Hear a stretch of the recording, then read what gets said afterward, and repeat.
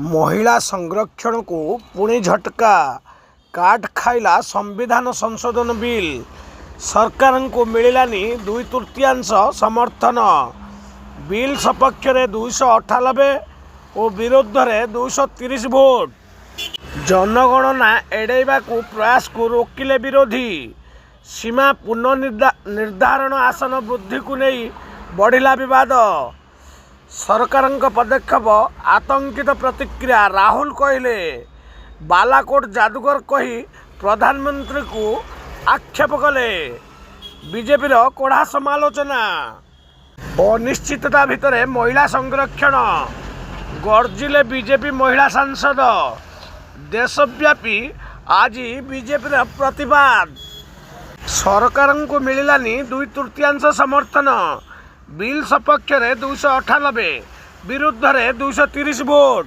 Channel को subscribe करेंगे like करेंगे कमेंट करेंगे नुआ आसते बेल आइकन टी बजाई देवे आसतु जानिबा महिला संरक्षण को त्वरान्वित करने नूतन जनगणना बिना सीमा पुनर्निर्धारण प्रक्रिया शेष करने को आसीथिबा संविधान संशोधन बिल आज लोकसभा काट खाई सरकार को 2/3 सदस्यों समर्थन न मिलू ए बाबद बिल संसद में विफल होईची।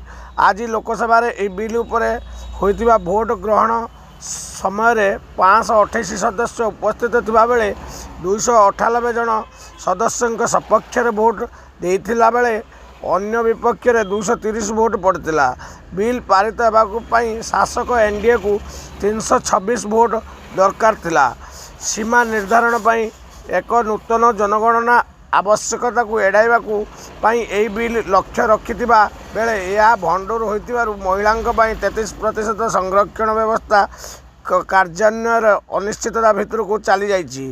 मूल बिल काट खाइबा परे ए संक्रांत अन्य दुईटी बिल को केंद्र मंत्री किरण रिजिजू लोकसभा प्रत्याहार कर नहीं।